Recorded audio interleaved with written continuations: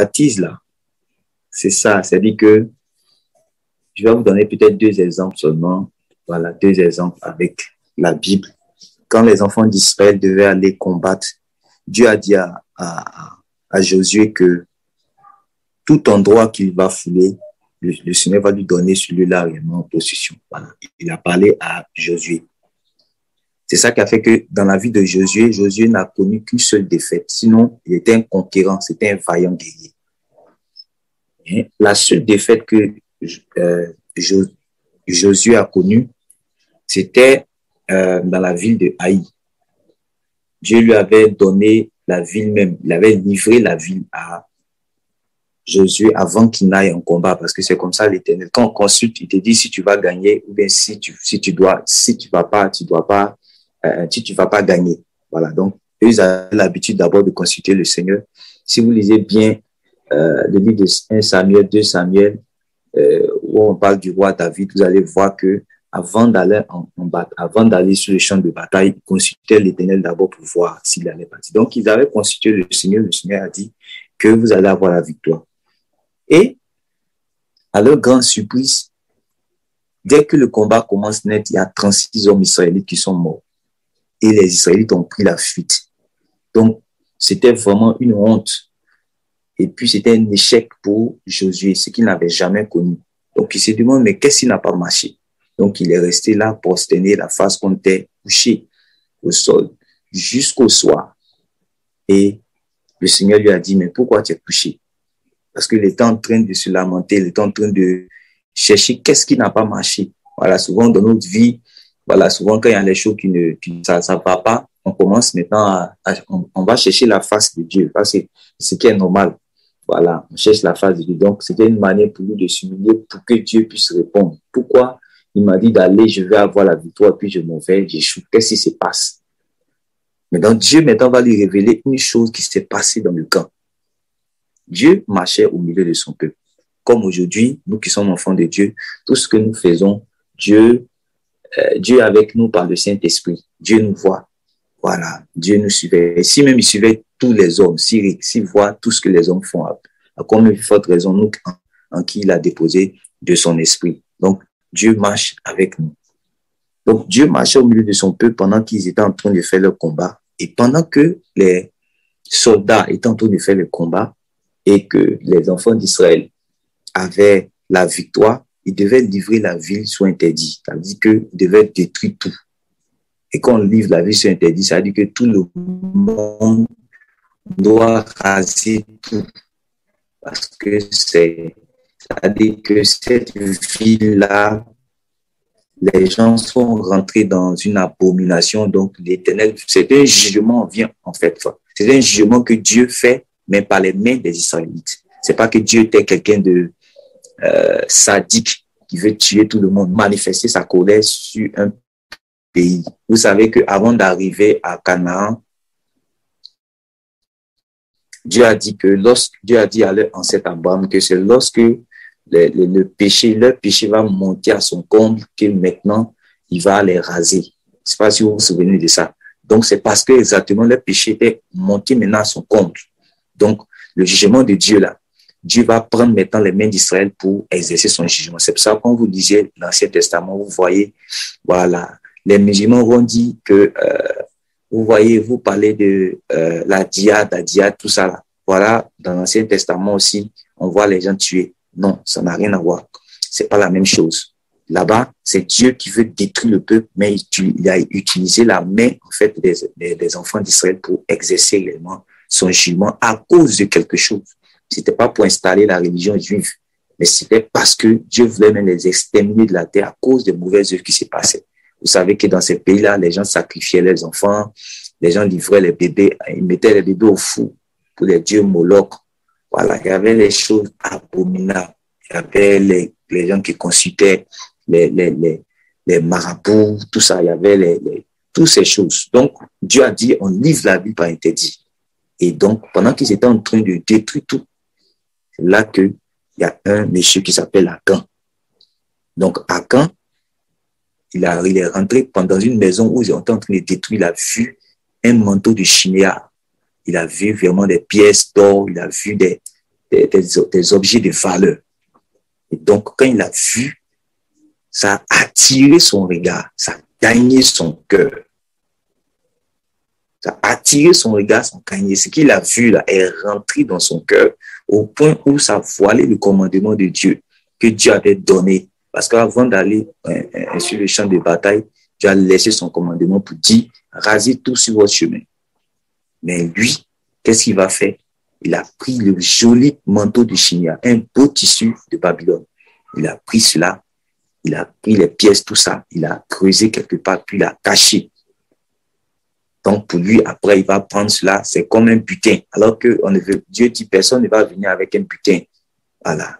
C'est pas comme au temps d'Abraham, quand il allait faire les combats, et puis Dieu ne lui avait pas donné d'interdit. Donc, quand il a gagné la bataille, il a pris le butin. Mais une fois qu'on dit, on met tout sur interdit là, ça veut dire que personne ne prend quelque chose. Mais lui, il a vu comme c'était beau. Voilà. C'est comme ça, souvent aussi, vous pouvez savoir qu'on ne doit pas voler. Un chrétien ne doit pas voler. Voilà. Donc, si vous ramassez, par exemple, une somme de 5 000 francs dans un portefeuille avec une carte d'identité de quelqu'un, parce que c'est 5 000 francs. Mais quand le chiffre commence à se multiplier par 3 encore derrière, ça fait 5 millions. Donc, quand c'est comme ça, la tentation devient plus forte. Les yeux, ça frappe plus les yeux. Ça frappe plus les yeux. C'est pour cela que quand quelqu'un est beau, tout le monde le regarde. Donc, quand l'argent aussi est beaucoup, ça frappe les yeux. Voilà, ça frappe les yeux. Quand l'argent est beaucoup, quand quelqu'un vient garer une voiture, quand quelqu'un a une belle forme, quand quelqu'un il a la taille des Zlatan Ibrahimovic, il a les tablettes de chocolat, il a garé voiture, carrosserie, tout ça brille, tout ça. Quelqu'un, il a là oratoire, il sait bien parler quand il parle, vraiment, son anglais là, c'est puissant, son français là, c'est fort. Donc, quand c'est comme ça, ça attire plus. C'est là que la convoitise même, et l'ennemi, c'est comme ça. Voilà, l'ennemi, c'est comme ça. Je ne suis pas en train de dire que les choses qui sont...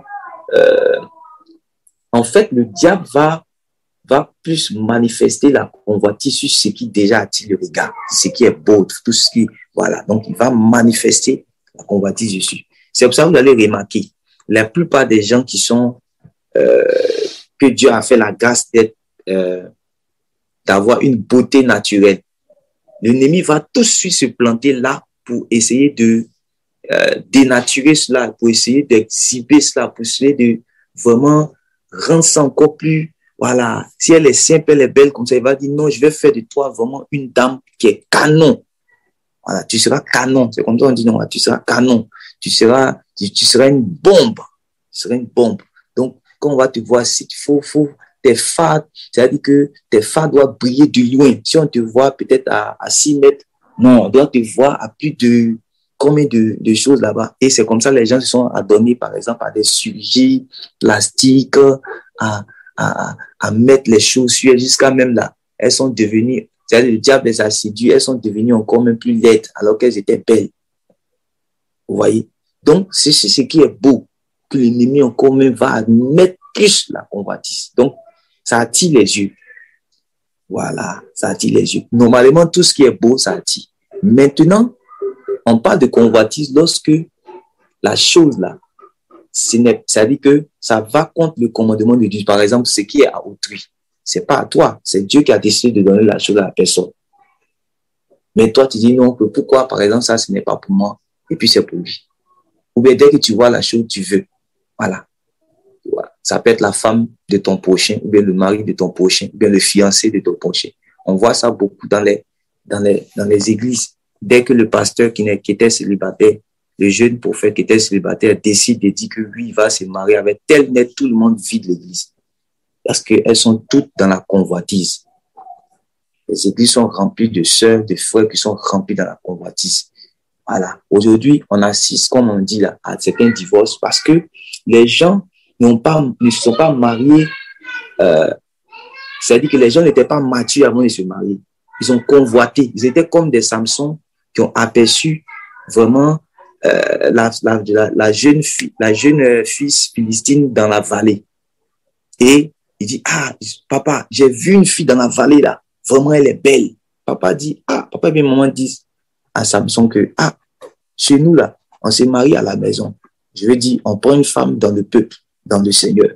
Samson dit, ah, moi, est-ce que vous avez vu la femme, là, la fille que j'ai vue là? Oh, sa taille, sa forme, ses yeux, sa démarche. Papa, vous laissez à faire la Bible dit. Et c'est toujours comme ça. Donc, ce qui est beau, ça va frapper. Voilà. Mais comme on a pu dire, tout ce qui brille n'est pas de l'or. Tout ce qui brille n'est pas de l'or. Le joli manteau de Chiméal, l'or qu'on avait vu, qui était là, tout ce qu'il a vu là, il y avait croix. Le ciel avait mis une croix dessus. Donc, une fois qu'on a mis croix dessus, ça veut dire que à quand, ce n'est pas à toi. Ça, c'est un interdit. Donc, c'est ça aussi la convoitise. C'est que Dieu a dit de ne pas. Voilà. Ça, tu ne dois pas faire. Sinon, par exemple, nous qui sommes mariés aujourd'hui, moi, j'ai pas honte de le dire, et je le dis. C'est pas par amour pour ma femme et puis par fidélité à ma femme que je dis que, voilà, ma femme est la plus belle. Sinon, avec la tête sur mes épaules, je sais qu'il y a des femmes qui sont plus belles. Voilà. Mais c'est parce que, réellement, c'est par amour pour ma femme et puis ma responsabilité en tant que mari, réellement, qui me fait déclarer des paroles. Et vous allez voir qu'il y a plusieurs hommes qui le font. Voilà. Et c'est avec sagesse qu'ils le font que, ah, ma femme est la plus belle.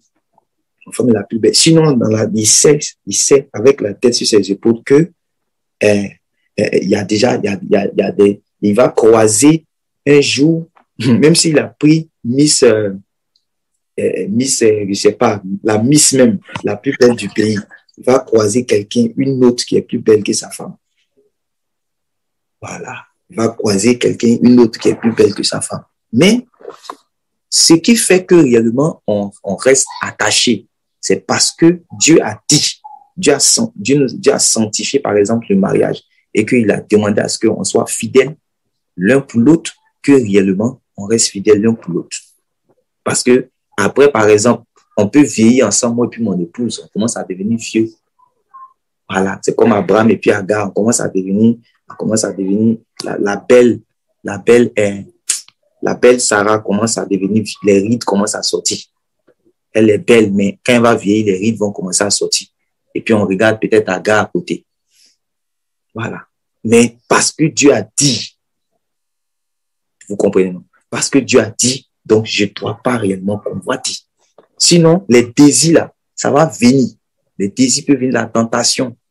Voilà. C'est pour ça qu'on dit dans 1 Corinthiens chapitre 10 que le Seigneur m'a été tenté de toutes sortes de tentations. Les jolies, de façon, il manifestait l'onction, guérissait, il faisait du bien à tout le monde. Ah, ça là. Les femmes même là, c'est ça qu'elles aiment. Voilà. Quelqu'un il peut faire tout, il peut pencher sur nous. Qu'est-ce que Jésus ne pouvait pas faire? Donc, quelqu'un même, les femmes même sont autour de lui là même là. Ah, vraiment, c'est le Fils de Dieu même là. Voilà. S'il y avait des femmes qui n'étaient pas des femmes Chanel, c'est ça qui reste dans leur cœur. Ah, et c'est moi, je serais de lui. Oh, pourtant, elle sait que dans la Bible, de lui là, c'est le Fils de Dieu, il n'est pas venu pour se marier sur la terre. Mais à cause de la convoitise, elle va commencer à le convoiter. Mais c'est parce que les femmes qui étaient avec Jésus là, c'était des femmes vraiment qui avaient la crainte de Dieu. Vous voyez, qui avaient la crainte de Dieu. C'est pour cela qu'elles n'ont pas fait monter cela dans leur cœur. Pourtant, elles étaient toujours. Le Seigneur avait les femmes auprès de lui. Vous n'avez pas vu dans Jean 4, quand il était en train de parler avec même la femme samaritaine, tout ça, les disciples étaient étonnés de ce qu'il parlait avec une femme. On voit Marie de Magdala, elle dit, mon Seigneur, tout ça. Elles étaient beaucoup attachées au Seigneur, mais il avait ses valeurs. Et quand on a ces valeurs, quand on a des principes, quand on a des garde-fous, on peut réellement, on va résister, on va vaincre réellement la tentation et on va résister aux convoitises charnelles.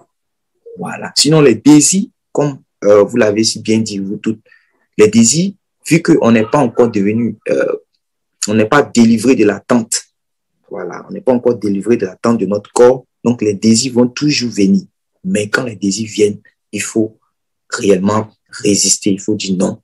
Il faut résister, il faut dire non. Et c'est comme ça que quand Akan a vu, Akan n'a pas pu résister parce qu'il avait vu que, on dit c'était un manteau de valeur. Un manteau de valeur. Donc, tout ce qui est beau, on ne m'a pas dit que tout ce qui est beau est diabolique, mais il faut faire attention. Voilà, il faut faire attention. Il faut faire très attention. Donc, comme il a vu, comme quelqu'un qui va voir que,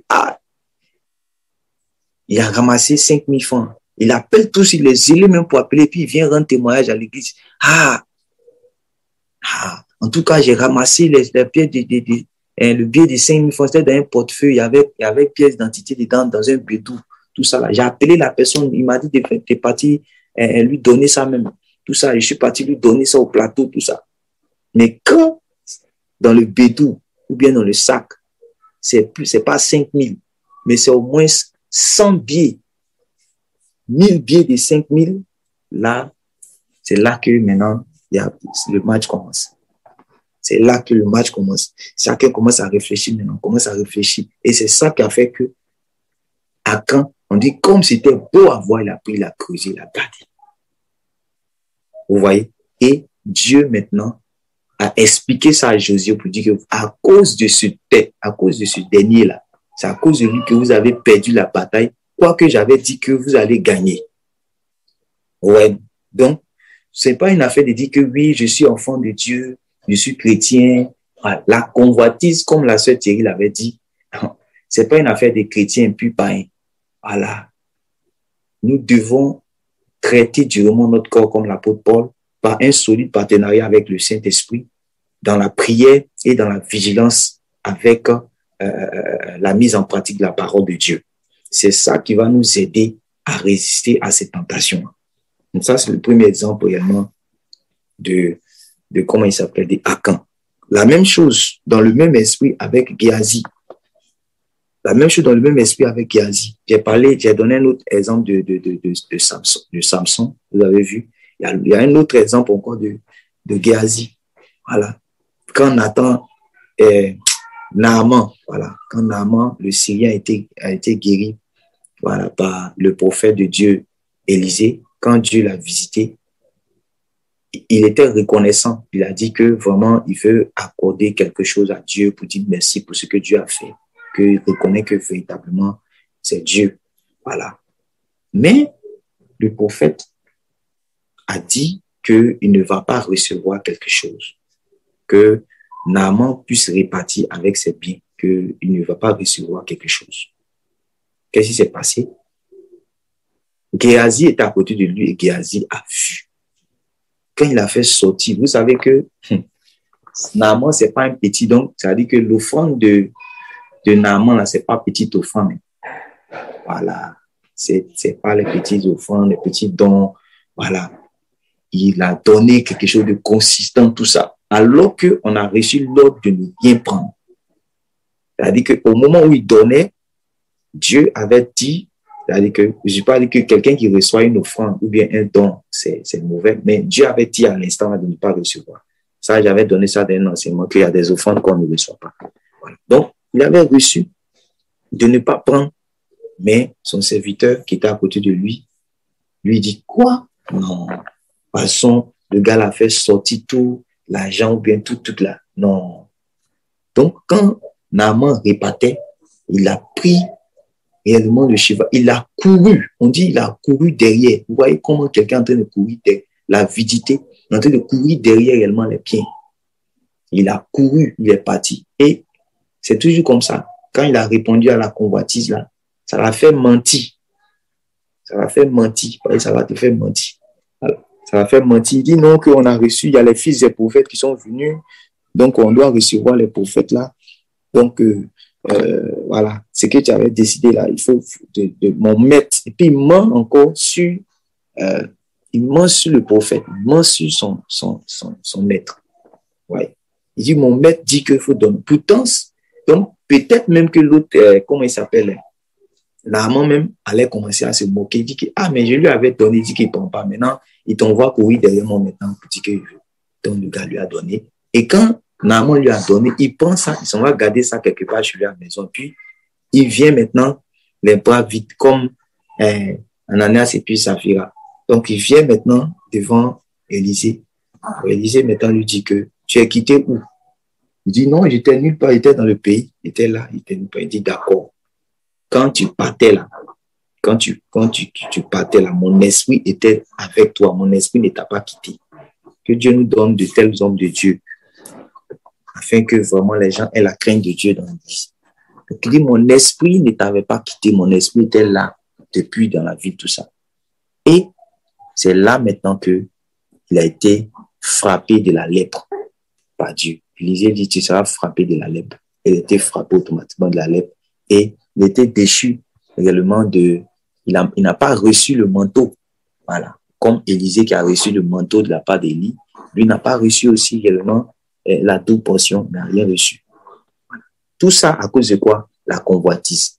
Voilà. La convoitise. Donc, convoitise des yeux, convoitise de la chair, tout ça. Vous avez parlé de ça à la sœur Thierry, tout ça. Il y a d'autres qui sont mariés. Quand les autres ne sont pas mariés, on dit, ah, voilà, quand, Seigneur, à quand mon tour, tout ça là. Le mariage est une bonne chose. Et si vous désirez cela, c'est pas quelque chose réellement qui est mauvais. Si réellement, comme on appelle ça, mais cela est conforme à la volonté de Dieu pour vous. Voilà. Mais quand ça devient avide, quand ça devient, je sais pas comment je vais dire, c'est là qu'on parle de choses, de convoitise en fait. Quand ça devient, c'est un désir avec avidité. Voilà. Une chose qu'on fait réellement selon la chair, une soif vraiment démesurée. Voilà. Parce qu'il y a des choses, voilà, quand c'est une obsession, voilà, comme vous dites, une obsession, voilà, c'est là qu'on parle de convoitise tant que tel. Voilà. Sinon, Dieu sait qu'il y a des choses qui sont en vous, qui sont des désirs naturels. C'est pour ça qu'il écrit dans sa parole que fais de l'Éternel tes quoi? Tes délices. Et il va te donner quoi? Ce que ton cœur désire. Donc, ça veut dire que Dieu sait qu'il y a des désirs qui sont dans ton cœur. Et le Seigneur Jésus même a dit cela quand il parlait de la prière. Il dit les pères, aussi méchants qui sont, ils savent donner des bonnes choses à leurs enfants. Maintenant, notre Père là, lui, il sait de quoi nous avons besoin. Donc, quand on parle de besoin, ça veut dire qu'il y a quelque chose que tu veux. Donc, Dieu le sait. Maintenant, ce que tu veux, il faut que cela soit conforme à sa volonté. Pour ne pas que réellement tu puisses tomber facilement dans la convoitise. Voilà. Il ne peut pas être un enfant qui demande un pistolet à son papa. Un enfant qui demande iPhone. Un enfant qui est comme Jired, mon fils là, qui demande, je veux iPhone 14, ça va sortir. Bon, là, c'est la convoitise. Si c'est pas la convoitise, ça peut être quoi? Voilà. Je veux telle chose, je veux telle chose, je veux telle chose, je veux telle chose. Souvent, tu n'es pas encore prêt par rapport à ça. Donc, il faudrait qu'on fasse réellement attention. Voilà. Donc, en réalité, c'est tout ça là qu'on parle de convoitise, ce qu'on veut regarder à la télé et surtout sur Internet. Voilà. Les sœurs, vraiment, faites vraiment beaucoup attention. Aujourd'hui, Internet, c'est vraiment devenu de la poubelle. Et si on n'a pas de discipline, vraiment, on va facilement tomber dans la convoitise. Voilà, la convoitise des yeux. Parce que c'est nos yeux qui sont en contact avec Internet, le téléphone, tout ça. Et puis, on nous présente tout. Tu vas sur un fichier, tu veux télécharger quelque chose, ou bien tu vas sur une application pour faire telle chose. Automatiquement, on te fait de la publicité. Voilà. Publicité de lingerie, publicité de quoi. Et tout ça, c'est la nudité aujourd'hui. Même publicité de chocolat. C'est devenu vraiment, et dans ça, souvent aussi même, là, on t'envoie même des liens. Voilà. Avant, j'avais un ordinateur, je ne maîtrisais pas ce genre de choses. Je ne maîtrisais pas comment on coupe, parce que je ne maîtrisais même pas les trucs de l'ordinateur, tout ça. Donc, comment il y a les petites flèches qu'on coupe là, où on coupe les trucs là, je ne connaissais même pas. Donc, quand ça vient comme ça, mais je suis mélangé, ça m'énerve en même temps. Voilà. C'est ma femme qui m'a montré comment on fait les trucs, tout ça, et puis j'ai vu. Donc, vous voyez. Donc, il y a, comment on appelle ça? Il y a des liens, tu es là, on t'envoie comme ça des liens, si tu fais pas attention. Le premier regard, ce n'est pas de ta faute, c'est venu, on t'a envoyé. Mais c'est là maintenant que la convoitise maintenant naît. Quelque chose te dit, clique. Et puis même, on met sur les trucs là, cliquez ici, en anglais. On met, en anglais, c'est comme ça, il dit, c'est join me ou bien quoi. Cliquez ici. Et puis dès que tu cliques net, Ops, voilà, on te donne maintenant le plateau d'or. On te donne le plateau d'or. C'est comme ça, beaucoup de personnes sont tombées. Avant, là, quand je prêchais avec mon ordinateur, non, c'était terrible. presque chaque jour. Parce que souvent, il faisait beaucoup les prédications sur le péché sexuel, les gens, des choses comme ça. Donc, dans mon inbox, là, il y avait vraiment beaucoup, même des hommes mariés, tout ça, des jeunes surtout. Voilà. La plupart même des gens qui disent non, sortez des églises qui sont à la maison et puis qui parlent sur Facebook, là. Beaucoup étaient vraiment liés par ces choses-là. Parce que j'étais tout le temps connecté à Internet. Et donc, mon cher, ils n'avaient pas le temps de prier, pas le temps même de voir leur Bible sur papier pour commencer à méditer, mais tout le temps sur Internet. Donc, l'ennemi a placé également la chose. Ils ont cliqué, ils sont rentrés dans les péchés tels que la masturbation, la pornographie et autres, l'impudicité. Voilà. Aurélia, tu veux dire quelque chose? Vas-y. Oui, pasteur, c'est par rapport à ce que nous avons dit tout à l'heure, en fait. Maintenant, aujourd'hui même, tel que les choses ont évolué, c'est-à-dire que lorsque tu es en train de parler de quelque chose avec quelqu'un, par exemple, moi, je veux tel appareil, mais moi, je veux telle chose.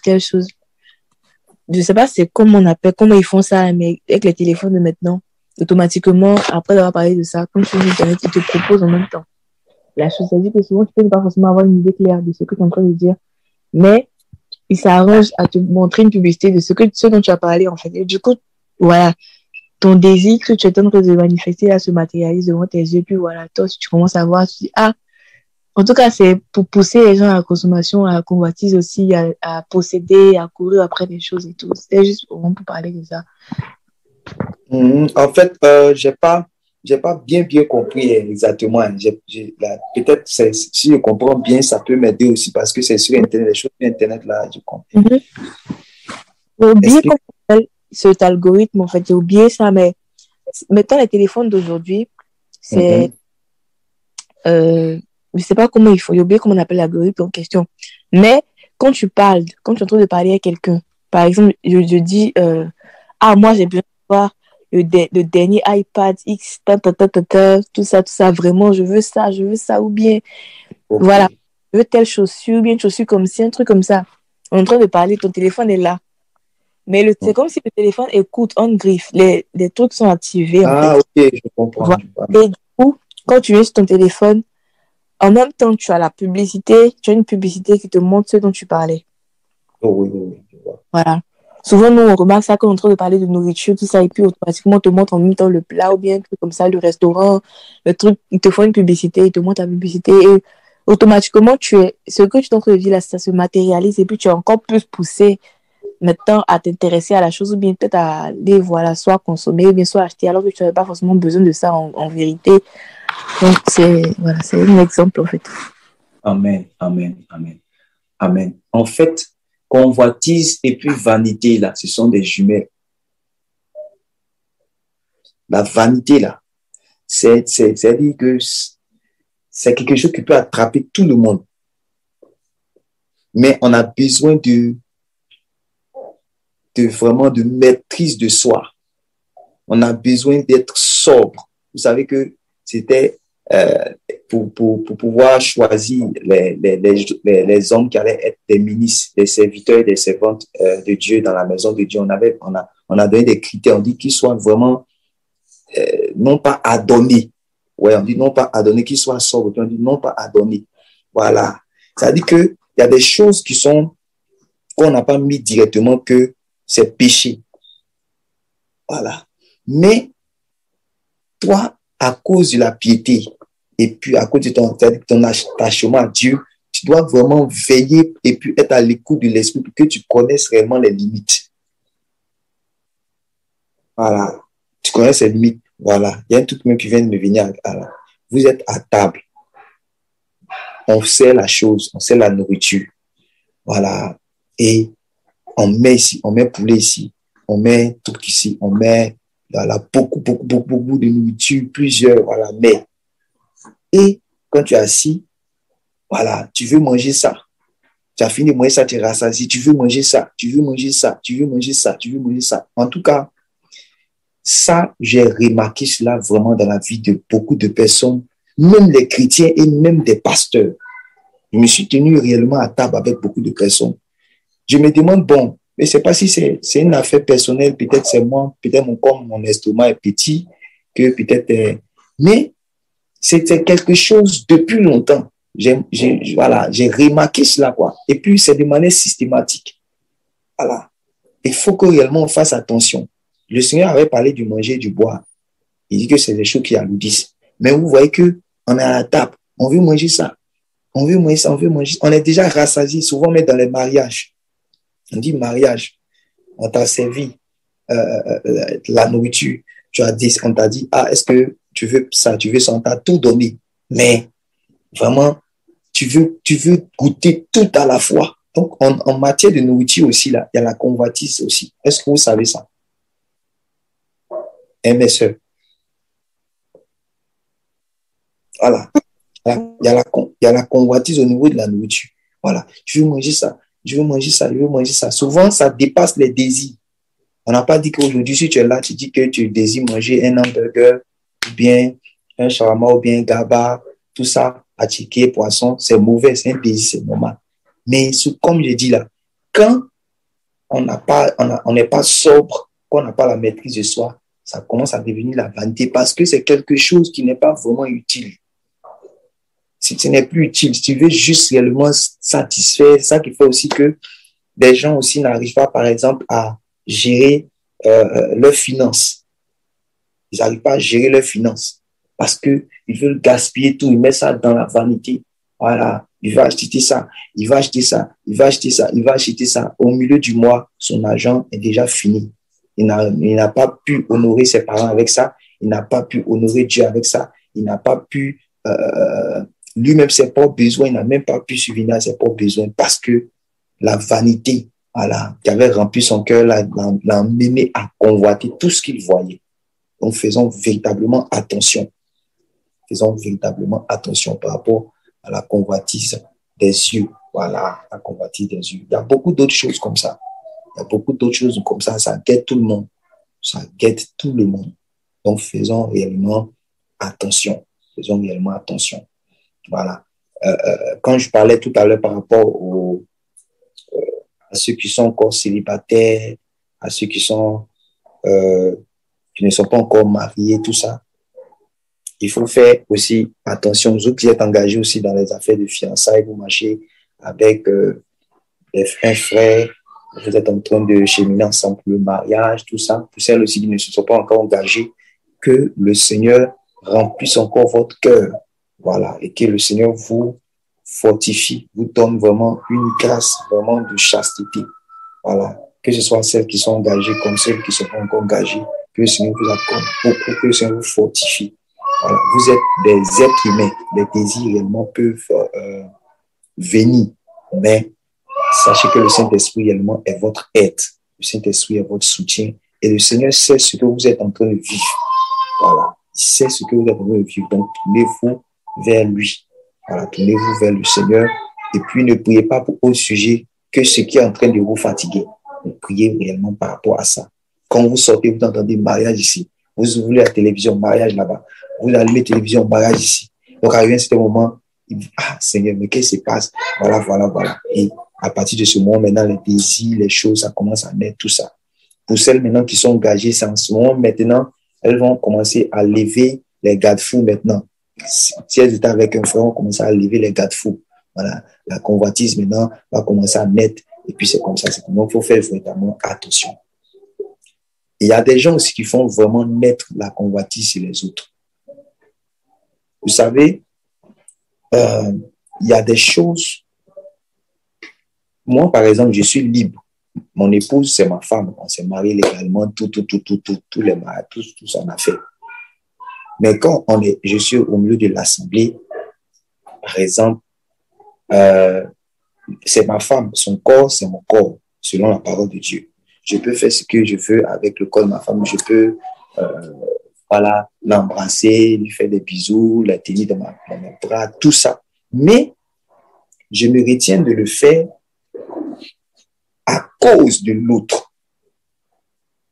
Je me retiens de le faire à cause de l'autre parce que si je fais ça, ça peut faire naître réellement les convoitises. Souvent, j'ai remarqué que dans certaines assemblées, quand quelqu'un, une sœur réellement est avec un frère, voilà, ils sont en train de marcher pour le mariage, quand ils ne sont pas bien enseignés, tu les vois en assemblée, Voilà, ils sont là, les petits attouchements. Donc, c'est tout ça là aussi qui fait naître aussi les choses dans le cœur des gens. Voilà, c'est tout ça qui fait naître les choses dans le cœur des gens, des jeunes, des plus jeunes ou bien des plus faibles. Parce qu'ils sont là, ils voient que, ah, voilà, l'autre en train de toucher, l'autre en train de faire cela. Voilà, surtout dans les assemblées de maintenant. Sinon, dans les assemblées traditionnelles, ça, c'est les choses qu'on voit, on voit pas. Voilà. Voilà, des choses qu'on ne voit pas. Donc, il y a des comportements qui font naître réellement la convoitise. Quand aussi, je veux porter réellement un vêtement vraiment qui va, comme on le dit, ça va tuer. Voilà, et porter un vêtement vraiment, ça va tuer. Ce que je viens de dire, s'habiller bien, s'habiller de manière jolie, c'est-à-dire que noble, tout ça, c'est pas mauvais. Voilà. Mais comme je l'ai dit, n'oubliez jamais la vanité. N'oubliez jamais que la vanité peut vous prendre. Donc, ça fait que même quand vous habillez bien, consultez le Saint-Esprit pour ne pas déborder. Et la vanité vient pour vous faire déborder. Voilà. C'est là que vraiment, tu vas porter une chose vraiment, ça fait briller comme ça. Quand vous lisez la lettre de l'apôtre Pierre, 1 Pierre chapitre 3, là, il avait parlé des vêtements somptueux. Ça, il a pu nous parler. Quand on parle de quelque chose de somptueux, là, c'est dit que ça frappe à l'œil. Comme ça, on dit le culte à 8h30, elle vient à 10h ou bien 9h. Comme ça, tout le monde est déjà assis. Puis maintenant, elle rentre maintenant avec un habit brillantine là. Voilà. Puis quand elle passe maintenant, voilà, on sait que vraiment elle est passée. Donc ça, ce n'est que les choses de la chair. On doit quitter dedans. Toutefois, il faut être toujours présentable. Il faut bien s'habiller. Si vous vous parfumez, parfumez-vous bien. Si vous nettoyez, nettoyez-vous bien. Habillez-vous bien. Voilà, ça, Dieu n'a pas de problème avec ça. Mais il faut que ça se fasse de manière saine, de manière sainte. Voilà. Shalom à tous. Bon, moi, il n'y a rien de particulier à dire. D'accord. C'est juste que à partir où tu attends ceux qui font naître la convoitise chez les autres là, c'est vrai qu'il y a pour le mariage ou bien les fiançailles aussi, mais il y a aussi ceux qui ont, par la grâce de Dieu, qui possèdent les choses, genre ordinateur, téléphone, mais qui ont de beaux habits par rapport à d'autres dans l'assemblée. Quand ils ne sont pas sages, ils brandissent ça beaucoup. Voilà, je sais pas si c'est volontaire, mais ça arrive que parfois, quand la personne a vu, la personne dit, ah, c'est joli. Ah, non, ma sœur m'a dit à l'époque, mais la seule c'est change. Donc, il y a aussi ce côté-là, quoi. Amen. Amen. Voilà, donc c'est ce que je voulais ajouter. Amen. Que Dieu te bénisse. Exactement, c'est ça. En fait, Dieu ne va pas excuser celui qui convoite. Même si la personne a exhibé sa chose, une fois que tu convoites, c'est mauvais. Ça, on est d'accord, on a parlé longuement sur ça. Mais tout à l'heure, j'ai touché le côté de ceux qui font naître la convoitise. Ça qui t'a poussé à poser cette question. Et c'est très important. Voilà, c'est très important. Vu que, en tout cas, si quelqu'un, j'ai l'habitude de dire, si quelqu'un touche un salaire c'est-à-dire si quelqu'un a un niveau de vie, je vais dire, nanti. Voilà. C'est quelqu'un de nanti. C'est quelqu'un qui est aisé financièrement. Voilà. On ne va pas lui demander d'habiter dans un taudis ou bien voilà. Il va s'habiller selon sa prospérité. Il est libre. Il est libre d'utiliser son argent comme il veut pour acheter les vêtements, telle chose, voilà. C'est-à-dire que il est libre d'utiliser un téléphone Samsung peut-être de 25 000, comme il est libre d'utiliser un téléphone Samsung de 300 000, je ne sais pas. Mais ça dépend réellement de sa prospérité. Il sera jugé en fonction de la manière dont il a géré ses biens. Voilà. Et puis, aussi, il y a les accessoires dont les gens possèdent et les gens travaillent. C'est utile, en fait, pour eux. Voilà. Et ça, c'est utile, en fait, pour eux. Par exemple, si quelqu'un vend des voitures, et ça aussi, ça échappe à beaucoup de chrétiens. C'est pour ça qu'ils se jugent facilement entre eux. Voilà. Un chrétien, par exemple, qui vend une voiture, si c'est un vendeur de voiture, vous allez voir que vous pouvez le voir un jour, il est en train de rouler dans voilà, une vraie voiture, comme on dit. Voilà. Mais si les gens le jugent par rapport à ce que, voilà, il est en train de rouler dans une vraie voiture, on va dire, ah, c'est qu'il aime la chair. Oh non, ça fait partie de son domaine d'activité. Voilà. Ça peut être quelqu'un un informaticien. Un informaticien, vous n'allez pas le voir avec un petit ordinateur. Si c'est un puissant, en tout cas, il est un haut niveau de informatique. Vous allez le voir avec très souvent les dernières sorties d'ordinateur parce que ça fait partie de son travail. Je ne sais pas si vous suivez ce que je dis. Hein. Oui. Voilà, ça fait partie de son travail. Et donc, tout de suite, quand on n'est pas mature, on peut regarder la chose tout de suite comme quelqu'un qui veut se montrer. Oh, c'est pas parce qu'il veut se montrer, c'est parce que ça demande ça dans son domaine d'activité, ça demande ça dans son travail.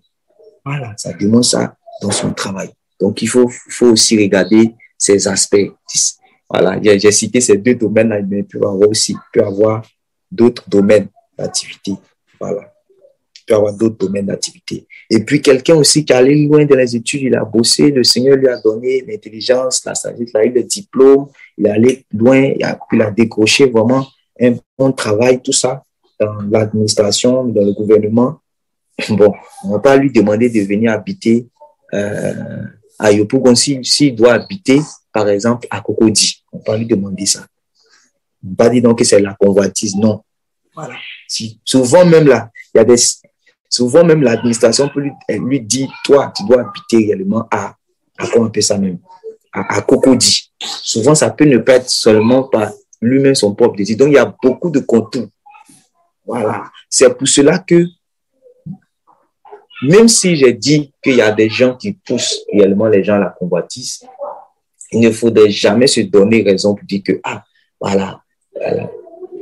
C'est-à-dire, même si la personne a exhibé sa chose, même si la personne a montré sa chose, toi, tu dois te dire, tu ne dois pas convoiter. Ça, c'est le premier domaine qu'on a traité. Voilà.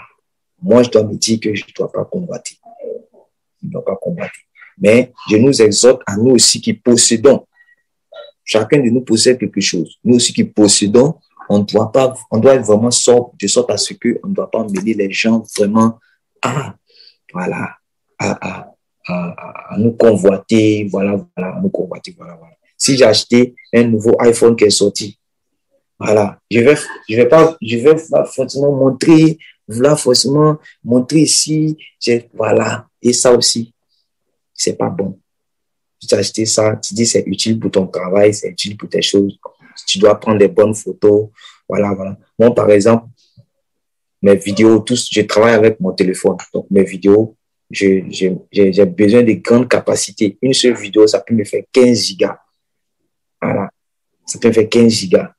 Donc, j'ai besoin de grandes capacités. Et les vidéos, il faut que ça soit de bonne qualité pour que les gens chose. Donc, mon téléphone que j'ai, c'est un bon téléphone. C'est pas mon domaine d'activité, mais c'est un bon téléphone. Mais je fais quand même l'effort de pouvoir vraiment bien masquer ça, bien, voilà, juste pour le travail. Juste pour le de Dieu. Donc, j'ai gardé ça, j'ai bien mis dans un four, bien tranquille. Et ça m'a permis même de mieux le conserver jusqu'à aujourd'hui.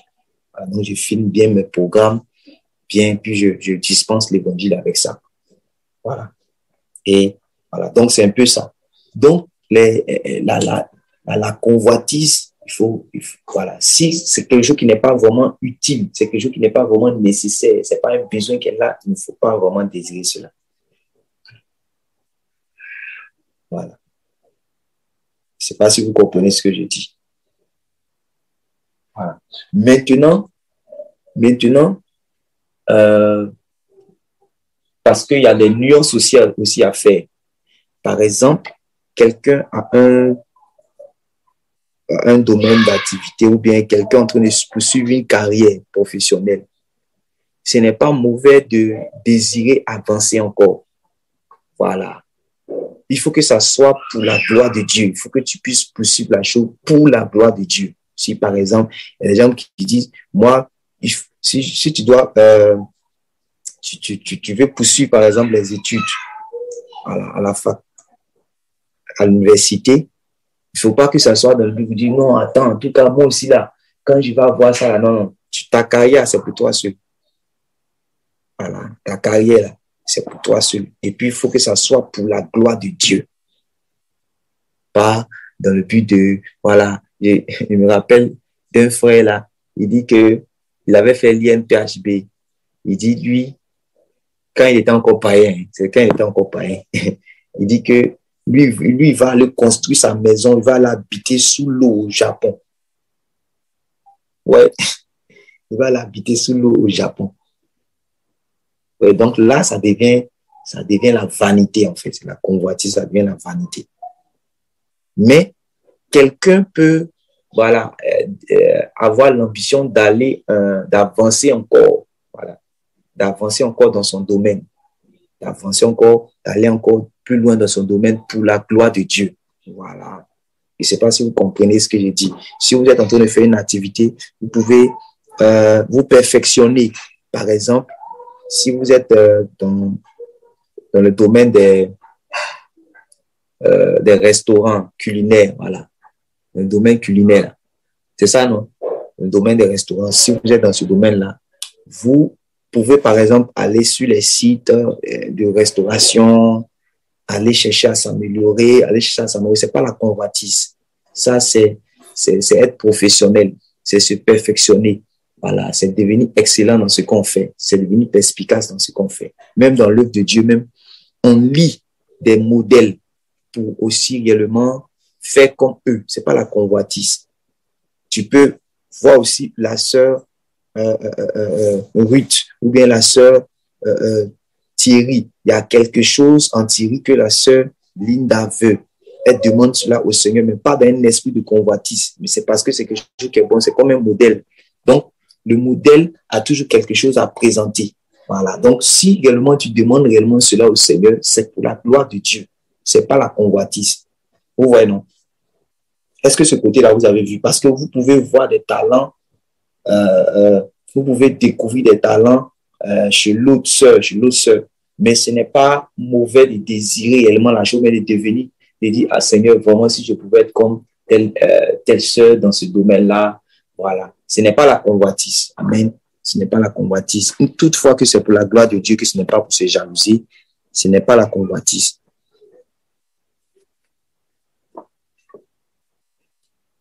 Voilà. Donc, c'est un peu ça. Donc, je vais demander à la sœur Linda s'il n'y a pas de questions par rapport à tout ce qu'on a vu. Voilà, de vraiment d'ouvrir son micro, de prier. Puis tout le monde, toutes les sœurs, tout le monde va se mettre réellement à prier en fonction de tout ce qu'on a dit. Donc, la sœur, sois encouragée. Voilà, sois encouragée, sois bénie pour ton intervention, pour le sujet que tu as apporté et pour toutes les sœurs vraiment qui ont intervenu pour que vraiment ça soit un bon gâteau. Voilà, c'est comme un œuf que tu as envoyé. L'autre a mis farine, l'autre a mis levure, l'autre a mis une noix de muscade, l'autre a malaxé, tout ça. Puis chacun, c'est devenu le gâteau. Donc, on va faire la prière là maintenant. Ça, c'est pour nous au fou maintenant. Voilà, pour que